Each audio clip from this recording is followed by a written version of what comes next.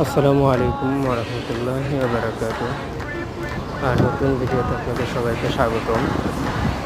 আজকের ভিডিওটিতে তুলে ধরার চেষ্টা করেছি এই যে দেখুন রিক্সাগুলো ঢাকা শহরে মেইন রোডের উপরে কীভাবে যাতায়াত বেপরোয়াভাবে চলতেছে।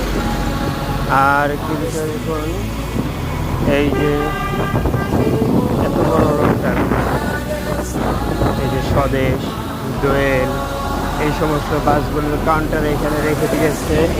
এই যে দেখুন ডাবল সারি করে রেখে দিয়েছে বাস।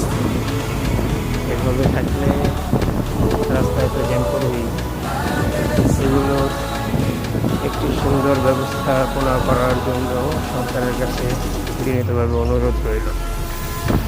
আর যারা ভিডিওটি দেখতেছেন তারা লাইক কমেন্ট শেয়ার করে সাথেই থাকুন এবং শেয়ার করুন, বেশি বেশি শেয়ার করে অন্যদেরকে দেখার সুযোগ করে দিন, যাতে